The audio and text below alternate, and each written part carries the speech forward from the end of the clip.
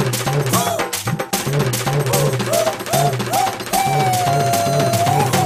and welcome to P2C Panchavatam.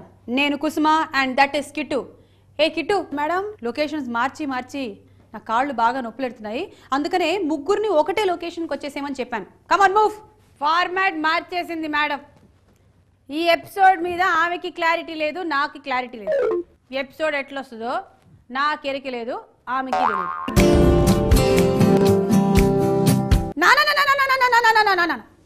Wow, స్పాట్కి వచ్చేసాను కానీ ఆ కుసుమ రాలేదు.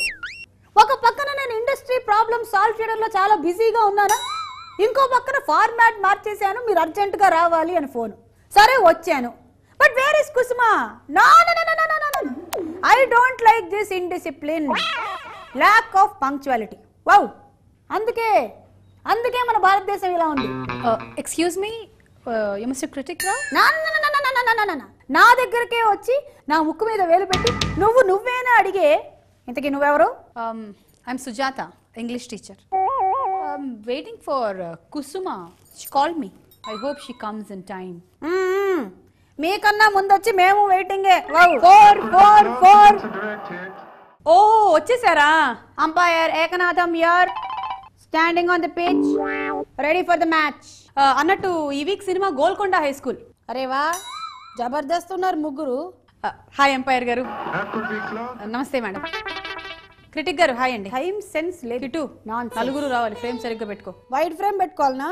వైడ్. అరే P2Cనే కదా మేడం, నువ్వు క్వశ్చన్లు అడుగుతావు, వాళ్ళు ఆన్సర్లు చెప్తారు, అంతే కదా. ఏం పెద్ద ఫార్మాట్ మార్చిందంట మేడం. గోల్కొండ హై స్కూల్ ఈ సినిమా చూడగానే మీ ఫస్ట్ ఇంప్రెషన్ ఏంటి? Actually I saw GHS Golconda high school. My school is Pattarbanda high school. మా పత్తర్బండ హై స్కూల్కి గోల్కొండ హై స్కూల్కి there's lot of rivalry actually.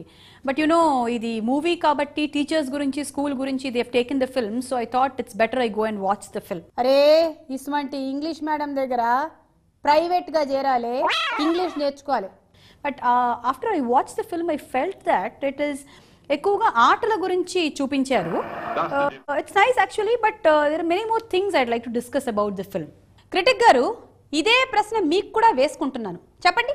At నుంచి ఎట్టైనా వేసుకుంటావు, ఆడపక్షపాతి. ముందు నేను వస్తే నన్ను అడగకుండా ఆవిడని అడుగుతావా? It's okay, excused. GHS నాకు ఎలా ఉందంటే, వావ్, జిమ్ఖానా గ్రౌండ్స్కి వెళ్ళినట్టుగా ఉందమ్మా. ఎస్, స్కూలు టీచరు పిల్లల్ని చూపిస్తారనుకుంటే గ్రౌండ్ మొత్తం చూపించి పడేశారు. Net practice. ఇంకా నాకు చాలా డౌట్లు ఉన్నాయి, అడుగుతున్నాను. హగో మళ్ళీ తయారయ్యిండు క్రిటిక్. గదే నోరు, గదే ఖరాబ్ మాటలు, గదే క్రిటిక్. ఎంపైర్ ఏకనాథం గారు, అబ్బే ఇలా నిలబడితే లాభం లేదండి, you have to speak. Yes, critic చెప్పింది నాకు కరెక్ట్ గా అనిపించింది. ఏదో సినిమా చూసాము అన్న ఫీలింగ్ కాకుండా మనం కూడా అక్కడ GHS గ్రౌండ్ లో ఉన్నాము అన్న ఫీలింగ్ మనకి కలిగేలాగా ఈ సినిమాని తీశారు. And players, I should say they are very good cricket players, చాలా బాగా ఆడారు.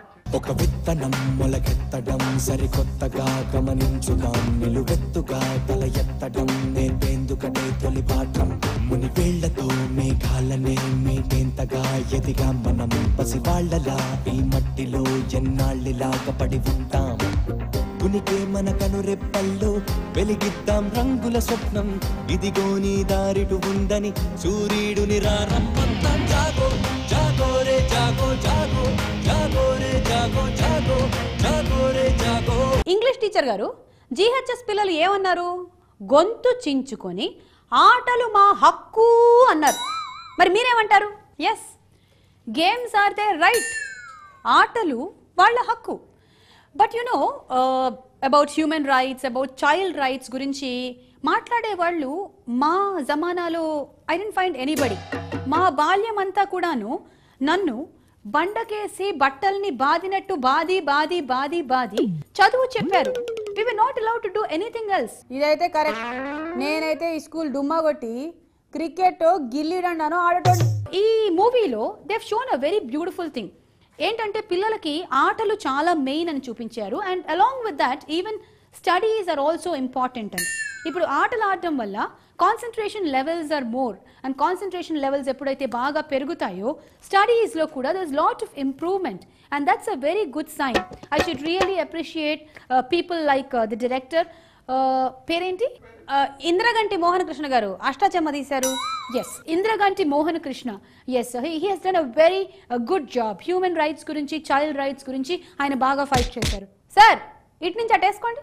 వావ్, బాగానే చెప్పింది టీచర్ అమ్మ. హక్కుల గురించి మాట్లాడమంటే ఎవరైనా మాట్లాడేస్తారు. వావ్.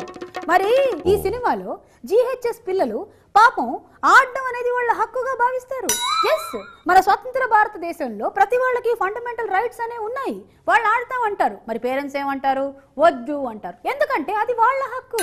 వాళ్ళకేమనిపిస్తుంది? మా పిల్లల ఎంసెట్లో బాగా ర్యాంకులు సంపాదించుకోవాలంటే వాళ్ళకి ఫండమెంటల్స్, బేస్మెంట్స్ బాగా ఉండాలి అంటారు ఒకళ్ళు. ఇంకొకళ్ళేమో ఈ క్రికెట్, చట్టుబండ్లు అన్నీ వేస్ట్ అంటారు. ఇంకోళ్ళేమో అసలు ఎక్స్ట్రా కరికులర్ యాక్టివిటీసే వద్దంటారు.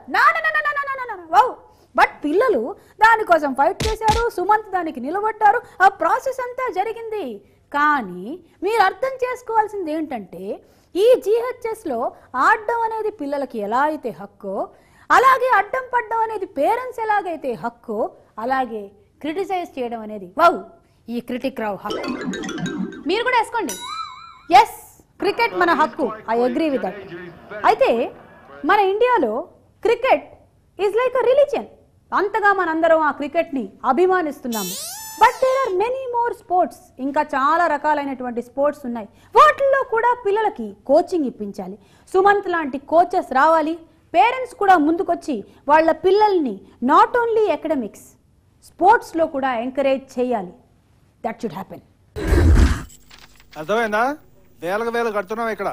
జాగ్రత్తగా చదువుకోవాలి. సార్, ఇప్పుడు మీరు ఎక్స్ట్రా కరికులర్ యాక్టివిటీస్ సెలెక్ట్ చేసుకోవాలి. అవన్నీ ఏం వద్దు, మీరు పాఠాలు చెప్తే చాలు. తప్పదు సార్, ఇవి కూడా పాఠాలే.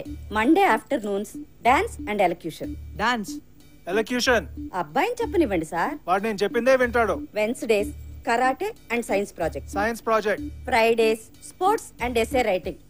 ఎస్ఏ రైటింగే కదా.